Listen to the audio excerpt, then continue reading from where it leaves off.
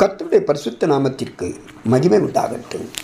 எனக்கு அன்பான சகோதர சகோதரிகளுக்கு ஆண்டவராகிய இயேசு கிறிஸ்துவின் இனிய நாமத்தில் நல்வாழ்த்துதலையும் வணக்கத்தையும் தெரிவித்துக் கொள்கிறேன். காலைதோறும் கர்த்தருடைய வார்த்தை என்ற தலைப்பில் நாம் வேத வசனங்களை தியானித்து வருகிறோம்.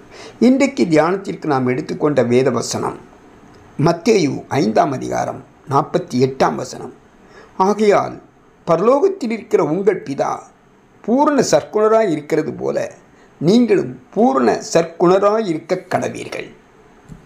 பூரணம் என்றால் மிக உயர்ந்த மேன்மையான இடம், குறைவற்ற நிலை உள்ளது. பரலோகத்தில் இருக்கிற நமது பரமபிதா பூர்ண சற்குணராய் இருக்கிறார். ஆகையால் நாமும் பூர்ண சற்குணராய் இருக்க வேண்டும் என்று இயேசு கிறிஸ்து உபதேசம் பண்ணுகிறார். விசுவாசிகள் எல்லோருமே தேவனுடைய பிள்ளைகளாய் இருக்கிறோம். நம்முடைய எல்லா காரியங்களிலும் நாம் தேவனை பின்பற்ற வேண்டும். தேவனுடைய பரிசுத்தத்திலும் அவருடைய கிருபையிலும் நாம் பரிசுத்தமுள்ளவர்களாய் இருக்க வேண்டும். நமது ஒவ்வொரு சிந்தனையிலும் செயலிலும் அந்த பரிபூரணத்தை நாம் நாட வேண்டும். நமது ஜீவியத்திலே தேவன் வாக்கு பண்ணியிருக்கும் பரிபூரணத்தை நோக்கி நாம் முன்னேறி செல்ல வேண்டும். இயேசு கிறிஸ்துவின் உபதேசத்தின் பிரகாரம் நமது சத்துருக்களுக்கும் நாம் நன்மை செய்ய வேண்டும். நமது பிதா இரக்கமுள்ளவராய் இருக்கிறது போல நாமும் இரக்கமுள்ளவர்களாய் இருக்க வேண்டும்.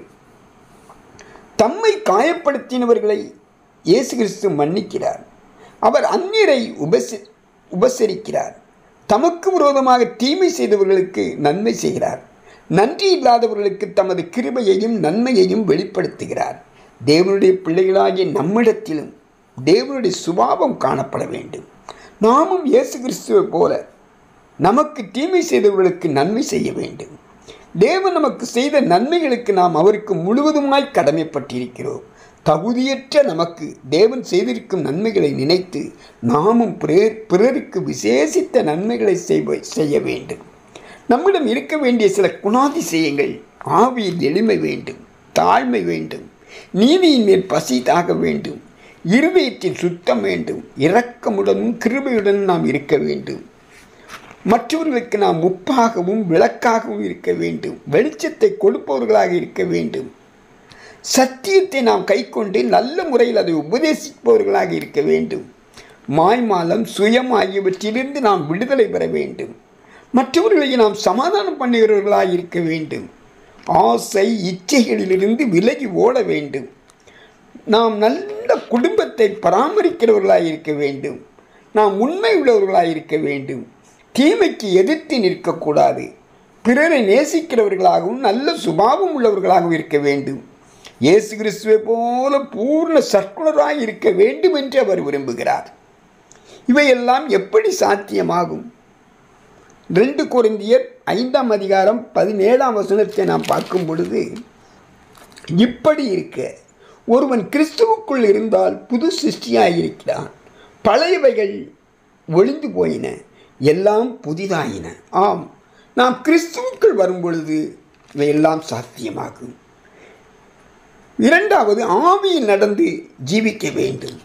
ரோமர் 8ஆம் அதிகாரம் 1ஆம் வசனத்தை நாம் பார்க்கும் பொழுது, ஆனபடியினாலே கிறிஸ்து இயேசுவுக்குட்பட்டவர்களாய் இருந்து மாம்சத்தின்படி நடவாமல் ஆவியின்படியே நடக்கிறவர்களுக்கு ஆக்கினை தீர்ப்பில்லை. 3வது காரியமாக, ஆவிக்குரிய ஆயுதங்களை நாம் முறையாக பயன்படுத்த வேண்டும். ஆவிக்குரிய ஆயுதங்கள் என்ன?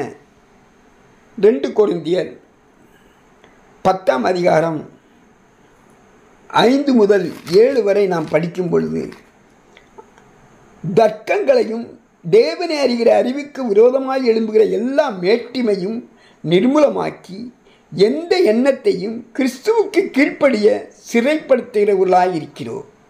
உங்கள் கீழ்ப்படிதல் நிறைவேறும் போது எல்லா கீழ்ப்படியாமைக்கும் தக்க நீதியுள்ள தண்டனையை செலுத்த ஆயத்தமாயிருக்கிறோம்.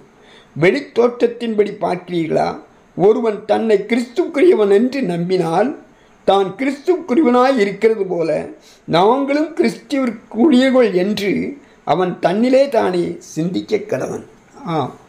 ஆவிக்குரிய காரியங்களில் நாம் சிந்திப்பவர்களாக இருக்க வேண்டும். யோவான் 10ஆம் அதிகாரம் 10ஆம் வசனத்தை பார்க்கும் பொழுது,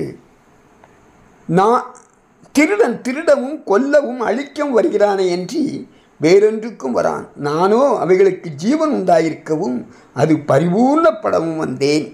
ஆம் பிரியமானவர்களே, திருடன் திருடவும் கொல்லவும் வருவான். ஆண்டவராகிய இயேசு கிறிஸ்து நம்மைக்கு பரிபூர்ணத்தை கொடுக்க வந்திருக்கிறார். நாம் அவருடைய கட்டளைகள் படி அவர் பின்பற்றி நாம் நடப்போமானால் நாம் பூர்ண சற்குணராய் மாறுவோம். தேவன் தாமே ஆசீர்வதிப்பாராக. ஆமென்.